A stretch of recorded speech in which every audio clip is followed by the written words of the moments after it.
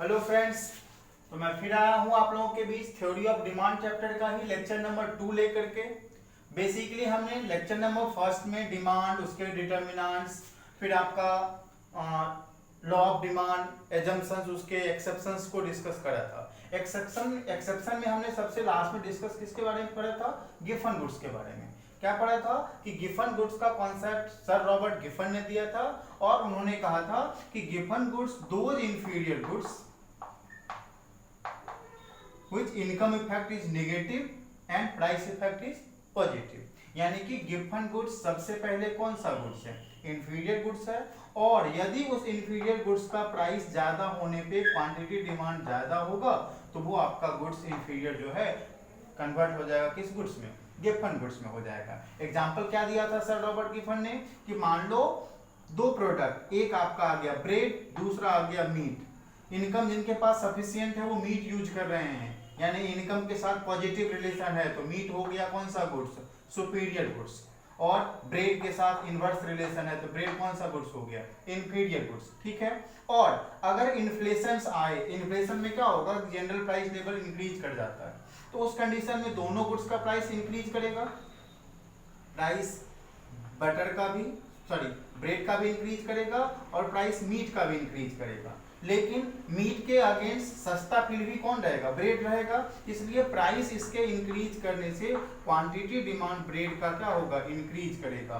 और मीट के price increase करने से इसका क्वांटिटी डिमांड क्या हो जाएगा? डिक्रीज कर जाएगा। मतलब क्या देख रहे हैं कि ब्रेड है इंफीरियर गुड्स, लेकिन कुछ केस में उसके प्राइस बढ़ गए तो डिमांड भी बढ़ गया, तो ये इंफीरियर ब्रेड कौन सा गुड्स बन जाएगा? गिफन गुड्स हो जाएगा। यहाँ पर नेट वगैरह में क्वेश्चंस आते हैं, फाउंडेशन वगैरह में, सीए फाउंडेशन वगैरह में क्वेश्चंस पूछे जाते हैं, उसको थोड़ा और क्लियर कर लेते हैं। देखिए क्या लिखा हुआ है, all Giffen goods are inferior goods, पहला स्टेटमेंट। दूसरा स्टेटमेंट कह रहा है all inferior goods are Giffen goods. मान लो जैसे मोटा अनाज, मक्का हो गया, ये टाइप के गुड्स इंफीरियर के कैटेगरी में आते हैं, तो क्या इस प्रोडक्ट का, मक्का जैसे हो गया मोटा अनाज, उसके प्राइस ज्यादा अगर होंगे तो क्या कस्टमर उसका डिमांड ज्यादा करेगा? नहीं करेगा। मतलब मक्का, मोटा अनाज इंफीरियर गुड्स तो है, लेकिन उसका प्राइस के साथ डिमांड में पॉजिटिव रिलेशन नहीं है, प्राइस पर पॉजिटिव नहीं है, इसका मतलब वो इंफीरियर गिफन नहीं होगा।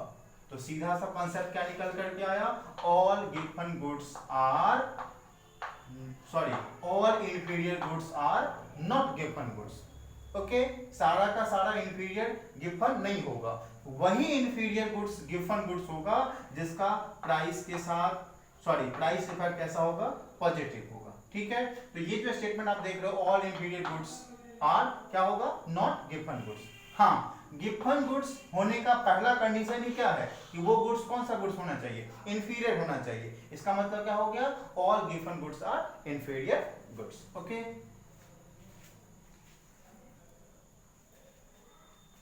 अब हम लोग आगे देखते हैं दूसरा टॉपिक, बहुत ही इंपॉर्टेंट है। यहां से बीकॉम वगैरह में जो आपका बिजनेस इकोनॉमिक्स है सब्सिडी पेपर 1 में, वहां पर डिमांड चैप्टर से ये इंपॉर्टेंट क्वेश्चन पूछा जाता है कि डिमांड कर्व जो आप देखते हो उसका स्लोप डाउनवर्ड होता है, तो स्लोप डाउनवर्ड क्यों होता है उसको एक्सप्लेन करने के लिए कहता है। ये 20 मार्क्स में क्वेश्चन बीकॉम वाले बच्चों को पूछा जाता है डिफरेंट यूनिवर्सिटीज में। ठीक है, तो आइए इसको पढ़ लेते हैं हम लोग। बेसिकली हम लोग पढ़े थे law of demand. Law of demand में क्या पढ़ा था कि higher the price lower the demand, lower the price higher the demand. Price और डिमांड में इनवर्स रिलेशन था, कर्व का स्लोप कैसा होता था? डाउनवर्ड। क्या प्राइस ज्यादा हुआ तो डिमांड्स क्या हो गए? कम हो गए। यही इनवर्स रिलेशन की वजह से ना कर्व का स्लोप डाउनवर्ड हो रहा। तो हम अब पढ़ने वाले हैं कि ऐसा होता है तो क्यों होता है। ठीक है, तो आइए डिमांड कर्व स्लोप डाउनवर्ड क्यों होगा उसके रीजंस पढ़ते हैं। पहला रीजंस आ जाता है law of diminishing marginal utility. MU का मतलब यहां पर क्या हो जाएगा? Law of diminishing marginal utility. Basically consumer behaviour वाले चैप्टर्स में हमने आगे पढ़ना है, या फिर बहुत सारे बच्चे पढ़े होंगे, वहां पर एक कॉन्सेप्ट आता है कि अगर कोई रेशनल कस्टमर किसी प्रोडक्ट का, किसी गुड्स का कंटिन्यूअसली कंजम्पशन करता है तो उससे मिलने वाली जो एडिशनल यूटिलिटी होती है वो क्या करते जाती है? डिक्रीज करते जाती है। मतलब क्या कि मान लो हमें भूख लगी है तो जैसे जैसे रोटी का पर एडिशनल यूनिट हम कंजम्पशन करेंगे उससे मिलने वाला सेटिस्फेक्शन क्या करते जाएगा, फॉल करते जाएगा। ठीक है, तो क्या लॉजिक, ये लॉ क्या कहता है कि अगर हम किसी क्वांटिटी का कंटिन्यूअसली कंजम्पशन बढ़ाएंगे तो उससे मिलने वाला जो एडिशनल यूटिलिटी है यानी कि जो मार्जिन यूटिलिटी है वो क्या होगा, फॉल करेगा। कंज्यूमर इक्विलिब्रियम का सिचुएशन कहता है कि कस्टमर किसी भी गुड्स का उतना ही प्राइस पे करता है जितना कि उसे सेटिस्फेक्शन मिलता है। यानी कि कंज्यूमर्स इक्विलिब्रियम उस पॉइंट्स पे होगा जहां पर गुड्स से मिलने वाली मार्जिन यूटिलिटी और उस गुड्स का प्राइस एक दूसरे के क्या होगा, बराबर होगा। तो सीधा सा मतलब है अगर किसी गुड्स से हमें ज्यादा सेटिस्फेक्शन मिलेगा, ज्यादा यूटिलिटी मिलेगी तो प्राइस भी हम क्या पे करेंगे, ज्यादा पे करेंगे। ठीक है, तो लॉ क्या बोलता है कि क्वांटिटी कंजम्पशन ज्यादा करोगे तो यूटिलिटी क्या मिलेगा, मार्जिनल यूटिलिटी कम मिलेगा। और कंज्यूमर इक्विलिब्रियम का जो कॉन्सेप्ट है वो क्या कहता है कि कस्टमर उतना ही प्राइस पे करेगा जितना उससे क्या मिलेगा, मार्जिन यूटिलिटी मिलेगी। अब देखो यहाँ पर मोर क्वांटिटी तो less utility, less margin utility, तो कस्टमर प्राइस भी क्या पे करेगा, कम पे करेगा ना। आया देखो प्राइस और डिमांड में इनवर्स रिलेशन, और इसी इनवर्स रिलेशन के कारण कर्व का स्लोप कैसा होगा, डाउनवर्ड। ओके, दूसरा पॉइंट आ जाता है इनकम इफेक्ट। इनकम इफेक्ट में बेसिकली ये हम लोग देखेंगे कि मान लो किसी गुड्स का प्राइस फॉल करा, प्राइस ऑफ एक्स डिक्रीज किया, तो मान लो इस गुड्स का प्राइस पहले था 20 या मान लो 500 रुपीज था एक्स गुड्स का प्राइस, अब उसका प्राइस फॉल करके 200 हो गया, तो 300 रुपए की बचत हुई हमारे पास। तो अगर मान लो प्राइस फॉल करेगा तो पैसे बचेंगे, पैसे बचने का मतलब हमारा इनकम जो रियल इनकम है वो क्या हो जाएगा, इंक्रीज कर जाएगा। और रियल इनकम अगर इंक्रीज करता है तो वो कहीं ना कहीं हमारे परचेजिंग पावर को इंक्रीज कर देगा, और अगर मेरा परचेजिंग पावर बढ़ता है तो ऑटोमेटिक हम उस गुड्स का डिमांड क्या करेंगे, ज्यादा करेंगे। आया प्राइस और डिमांड में इनवर्स रिलेशन, कर्व का स्लोप कैसा हो जाएगा, डाउनवर्ड। तो ये जो इफेक्ट है कि प्राइस के फॉल करने से पैसे बचते हैं, बचने का मतलब मेरा रियल इनकम इंक्रीज करेगा जो किसको बढ़ा देगा, हमारे परचेजिंग पावर को। ठीक है, और हम उस परचेजिंग पावर बढ़ने से हम क्वांटिटी ज्यादा डिमांड करेंगे, तो यहाँ प्राइस और डिमांड में इनवर्स रिलेशन आया, मतलब कर्व का स्लोप कैसा होगा, डाउनवर्ड। कौन सा इफेक्ट कराएगा ये, इनकम इफेक्ट। अब नेक्स्ट पॉइंट उसमें आता है सब्स्टिट्यूशन इफेक्ट। ठीक है, यहां पर हम लोग एक चीज ध्यान रखेंगे, price effect is equal to होता है income effect plus substitution effect. Income effect में हमने क्या पढ़ा था कि प्राइस फॉल करने से मेरा रियल इनकम फ्लक्चुएट होगा, उससे परचेजिंग पावर आपका अफेक्टेड होगा, और परचेजिंग पावर के इफेक्ट होने से जो आप डिमांड करते हैं, डिमांड ज्यादा या डिमांड कम, तो वो इफेक्ट क्या कहलाता है, इनकम इफेक्ट। ठीक है, अब दूसरा आपका आ जाएगा सब्स्टिट्यूशन इफेक्ट, जो उसको हम लोग यहाँ पढ़ेंगे। तो इनकम इफेक्ट और सब्स्टिट्यूशन इफेक्ट दोनों का जो सम होगा वो क्या कहलाएगा, प्राइस इफेक्ट कहलाएगा। आइए सब्स्टिट्यूशन इफेक्ट पढ़ते हैं कि कैसे डिमांड कर्व का स्लोप डाउनवर्ड हो जाता है इस वजह से। मान लो सब्स्टिट्यूशन यानी कि सब्स्टिट्यूट गुड्स की बात कर रहा है, तो यहां हम लिख रहे हैं price of T, price of T increase किया, तो कस्टमर के पास दूसरा क्वांटिटी अवेलेबल है कि टी के प्लेस वो कॉफी यूज कर सकता है। तो इस वजह से क्या हुआ, टी के प्राइस के इंक्रीज करने से जो कस्टमर्स थे वो क्वांटिटी डिमांड करने लगे किसका, कॉफी का। तो जो मेन गुड्स था, मेन गुड्स कौन सा था, मेन गुड्स टी था आपके लिए, तो टी का जो डिमांड है वो क्वांटिटी क्या कर जाएगा, फॉल कर जाएगा। हम भी तो रीजन यही ना जानना चाह रहे हैं कि क्यों प्राइस और डिमांड में इनवर्स रिलेशन होता है, कर्व का स्लोप डाउनवर्ड होता है। तो रीजन क्या निकला कि अगर किसी पार्टिकुलर गुड्स का प्राइस इंक्रीज करता है तो कस्टमर उसके प्लेस पे उसके अदर रिलेटेड गुड्स का कंजम्पशन करते हैं, इससे मेन गुड्स का डिमांड फॉल कर जाता है। तो ये जो इफेक्ट होता है वो कौन सा इफेक्ट कहलाता है, सब्स्टिट्यूशन इफेक्ट। यहाँ पर आया inverse relation between price and quantity demand, so demand curve का स्लोप कौन सा हो जाएगा, डाउनवर्ड हो जाएगा। ओके, अब नेक्स्ट पॉइंट आ जाता है नंबर ऑफ कंज्यूमर यानी कि कंज्यूमर ग्रुप। ठीक है, कंज्यूमर ग्रुप का सीधा सा मतलब देखिए, मान लो अभी जैसे गांव में लोग ना लकड़ी पे खाना बनाते थे, तो तो मोदी साहब ने एक उज्ज्वला योजना करके ये आया कि सबके घर गैस सिलेंडर चूल्हा पहुंचाया गया सस्ते में, फ्री में, ठीक है। तो क्या दिखा आपने कि प्राइस अगर किसी गुड्स का फॉल करता है तो जो कस्टमर जो पहले इस प्रोडक्ट को यूज नहीं कर रहे थे, प्राइस के फॉल करने की वजह से कस्टमर उस गुड्स का यूज करना शुरू कर दिए। मतलब प्राइस फॉल करने से न्यू कस्टमर्स ऐड होंगे और न्यू कस्टमर ऐड होने से उस गुड्स का क्वांटिटी डिमांड क्या हो जाएगा, इंक्रीज कर जाएगा। तो आया प्राइस और डिमांड में इनवर्स रिलेशन, कर्व का स्लोप कौन सा हो जाएगा, डाउनवर्ड। क्यों? क्योंकि number of consumer group add हो जाते हैं। वहीं अगर प्राइस मान लो इंक्रीज करता तो बहुत सारे कस्टमर छोड़ के जाते प्रोडक्ट को, उसका डिमांड क्या हो जाता, घट जाता। तो law of diminishing margin utility, income effect, substitution effect, number of consumers या कंज्यूमर ग्रुप कह लें उसको, ये 4 इंपॉर्टेंट रीजन हैं जिस वजह से प्राइस और डिमांड में इनवर्स रिलेशन होता है और कर्व का स्लोप कैसा होगा, downward from left to right. Okay, अब आगे हम लोग डिस्कस करेंगे थ्योरी ऑफ डिमांड चैप्टर का सबसे लास्ट लेकिन सबसे इंपॉर्टेंट टॉपिक्स, जहां पर सीए फाउंडेशंस में भी लगातार क्वेश्चंस पूछे जाते हैं और यहां से नेट इकोनॉमिक्स और नेट कॉमर्स के पेपर में भी क्वेश्चंस आते हैं, ठीक है। तो आइए हम लोग इसको देखते हैं। टॉपिक है कि हमें पढ़ना है किसके बारे में, चेंज इन क्वांटिटी डिमांड, और दूसरा वर्ड यहां पर लिखा हुआ कौन सा, चेंज इन डिमांड के बारे में। बेसिकली हम लोग देखे थे कि क्वांटिटी डिमांड जो है वो इफेक्ट होता था वेरियस फैक्टर्स से। कौन कौन सा फैक्टर, तो मेन फैक्टर होता था प्राइस, फिर आ जाता था price of related commodity, income of consumer, taste and preference, future price, distribution of income, size of population and many more factors थे जो इफेक्ट करते थे किसको, क्वांटिटी डिमांड को। जिसमें हम ये देखते थे कि जो डिमांड है वो अफेक्ट होता था मेनली किस फैक्टर से, प्राइस से, और बाकी के सारे जो डिटरमिनेंट्स आप देख रहे हो इसको कहा जाता था अदर डिटरमिनेंट्स, अदर फैक्टर्स।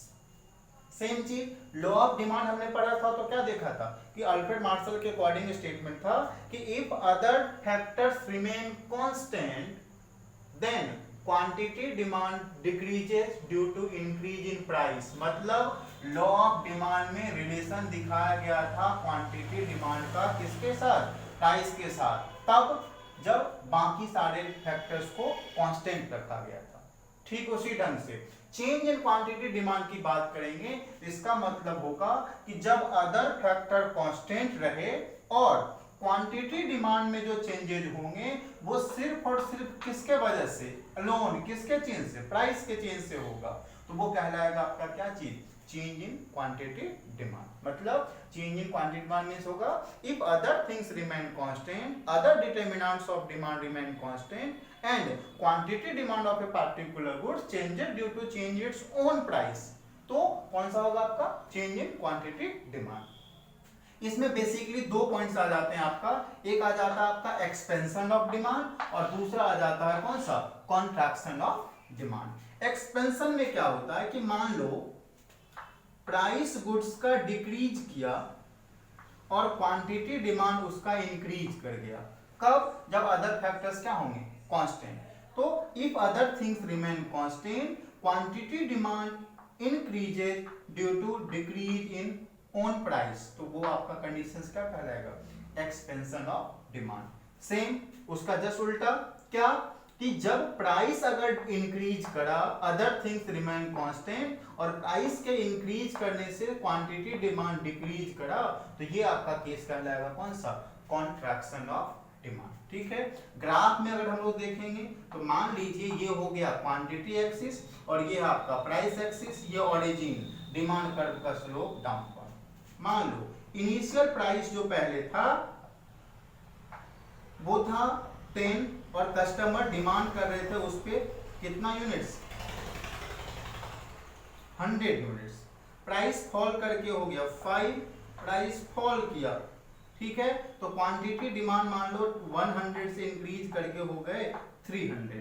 तो आप पहले इस पॉइंट्स पर थे, अब मूव करके आप इस पॉइंट्स पे आ गए, यानी कि इस कंडीशन में सेम कर्व पे मूवमेंट हुआ है, इसीलिए चेंज इन क्वांटिटी डिमांड को कौन सा केस कहा जाता है, मूवमेंट भी कहा जाता है। तो एक्सपेंशन ऑफ डिमांड के केस में कस्टमर जो प्राइस फॉल करने से डिमांड बढ़ता है तो उस कंडीशन में सेम कर्व पे आपका मूवमेंट होगा, डाउनवर्ड मूवमेंट। किधर होगा, डाउनवर्ड। ये वर्ड याद रखना है, ऑब्जेक्टिव में दे देगा कि कस्टमर अगर सेम कर्व पे डाउनवर्ड मूव कर रहा है तो वो केस क्या कहलाएगा, एक्सपेंशन या एक्सपेंशन ऑफ डिमांड। ठीक है, तो ये कहलाएगा आपका expansion of demand. Okay, just यहां देख लेते हैं इसका ग्राफ। ये हो गया price axis, origin, quantity axis, demand curve का स्लोप डाउनवर्ड। मान लीजिए कस्टमर 2 रुपीज प्राइस पे गुड्स का 10 यूनिट डिमांड कर रहा था, प्राइस बढ़ के हो गया 7, तो प्राइस बढ़ेगा तो डिमांड घट जाएगा ना। प्राइस मान लो इंक्रीज किया तो डिमांड डिक्रीज कर गया, पहले इस पॉइंट पे थे अब मूव करके यहाँ आ गए, अपवार्ड मूवमेंट हुआ, सेम कर्व पे अपवार्ड मूवमेंट, तो वो केस क्या कहलाएगा आपका, कॉन्ट्रैक्शन ऑफ डिमांड। ओके, तो ये आपका किसके हेडिंग में आ गया, चेंज इन क्वांटिटी डिमांड। क्या था कंडीशंस कि अदर थिंग्स रिमेन कांस्टेंट और डिमांड चेंज होगा सिर्फ और सिर्फ किसके कारण, प्राइस के कारण। ओके, अब दूसरा इसमें आपका आ जाता है कौन सा, चेंज इन डिमांड। ओके, तो चेंज इन डिमांड में क्या होगा कि जब प्राइस ऑफ गुड्स कांस्टेंट होगा और कांस्टेंट प्राइस पे अदर डिटरमिनेंट्स ऑफ डिमांड के कारण आपका क्वांटिटी डिमांड बढ़ेगा या घटेगा, तो वो कहलाएगा आपका क्या चीज, चेंज इन डिमांड। कैसे, मान लीजिए किसी गुड्स का प्राइस था पहले कुछ भी और कस्टमर का इनकम बढ़ गया, तो इनकम बढ़ने से क्या होगा, वो गुड्स उस गुड्स का डिमांड सेम प्राइस पे ज्यादा कर सकता है। प्राइस था 10, कस्टमर्स क्वांटिटी डिमांड कर रहे थे 100, प्राइस मान लो 10 ही है और इनकम कस्टमर का बढ़ गया इसलिए वो उसका डिमांड 100 करने लगा, तो सेम प्राइस पे डिमांड इंक्रीज किया है किसके कारण, अदर डिटरमिनेंट्स के कारण, तो वो केस कहलाएगा आपका क्या चीज, चेंज इन डिमांड। ऐसा भी होगा ना, मान लो प्राइस सेम है, ठीक है, फैशन बढ़ गया, हमारे टेस्ट बढ़ गए, ठीक है, तो उस कंडीशन में सेम प्राइस पे हम डिमांड ज्यादा कर सकते हैं। तो अदर डिटरमिनेंट्स के कारण डिमांड चेंज होगा at a same price at a constant price, तो वो केस क्या कहलाएगा आपका, चेंज इन डिमांड। ओके, आइए इसमें पढ़ लेते हैं चीजें हम लोग।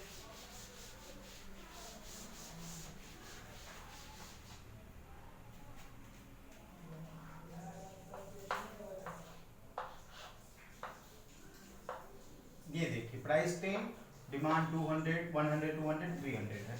ग्राफ से देखते हैं,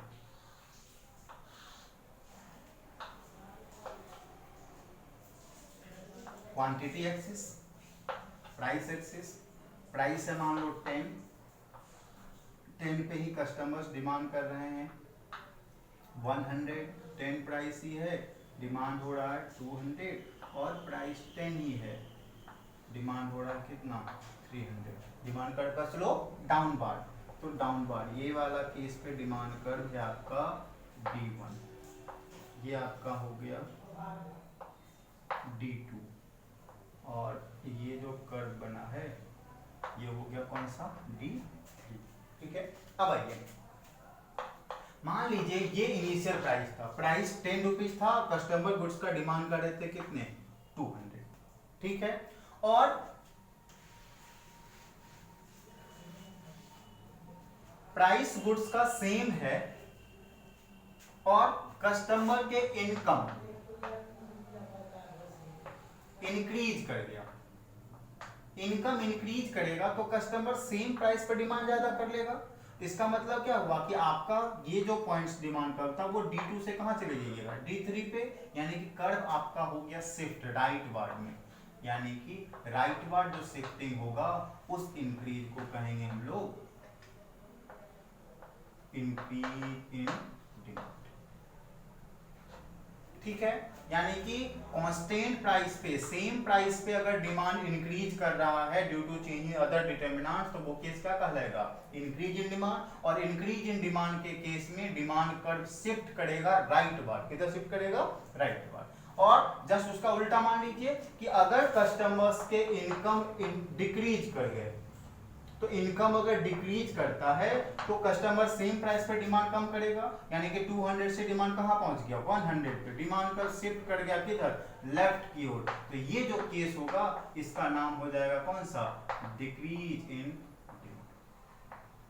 तो यहां पर मेन पॉइंट याद रखना है इसके लिए, चेंज इन डिमांड क्या कहा है इसमें, इस डिमांड चेंज होगा due to other determinants at a same price. तो चेंज इन डिमांड इसमें दो केस, एक इंक्रीज इन डिमांड और दूसरा कौन सा decrease in demand. Same price पे डिमांड बढ़ा तो इंक्रीज इन डिमांड, घटा तो क्या हो जाएगा decrease in demand. Increase in demand के केस में डिमांड कर्व आपका शिफ्ट करेगा किधर राइट की ओर, और डिक्रीज इन डिमांड के केस में आपका डिमांड कर्व शिफ्ट करेगा किधर लेफ्ट की ओर।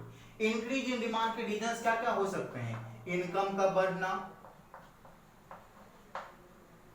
टेस्ट में फेवरेबल चेंजेस का होना, फ्यूचर में प्राइस बढ़ने की पॉसिबिलिटी होगी तो भी आपका डिमांड बढ़ जाएगा, इंक्रीज इन डिमांड। अब अगर मान लो प्राइस ऑफ सब्स्टिट्यूट्स, टी का प्राइस अगर बढ़ता है तो कॉफी का डिमांड भी बढ़ जाएगा, तो प्राइस ऑफ सब्स्टिट्यूट्स बढ़ा तो वो भी केस क्या हो जाएगा इंक्रीज इन डिमांड का। कंप्लीमेंट्री का प्राइस घटता है तो उस केस में भी क्या होगा इंक्रीज इन डिमांड। और जस्ट इन सारे चीजों को अपोजिट कर देंगे तो वो रीजन किसका हो जाएगा आपका डिक्रीज इन डिमांड का। तो ये सारे बेसिक टर्म्स हमने पढ़े थ्योरी ऑफ डिमांड वाले चैप्टर्स में, ठीक है। उम्मीद करेंगे कि आप लोग इन सारे वीडियोस को उन सारे स्टूडेंट के पास जरूर पहुंचाएं जिनको ये चैप्टर्स पढ़ करके लाभ हो, जो बोर्ड का प्रिपरेशन कर रहे हैं, चाहे वो सीबीएसई का हो या बिहार बोर्ड के बच्चे हों। सीबीएसई वाले में माइक्रो इकोनॉमिक्स का ये डिमांड वाला चैप्टर्स 11th में पढ़ना हो जाता है, 12th वाले बच्चों को ये चैप्टर्स बिहार बोर्ड वाले को ये 12th में पढ़ना होगा।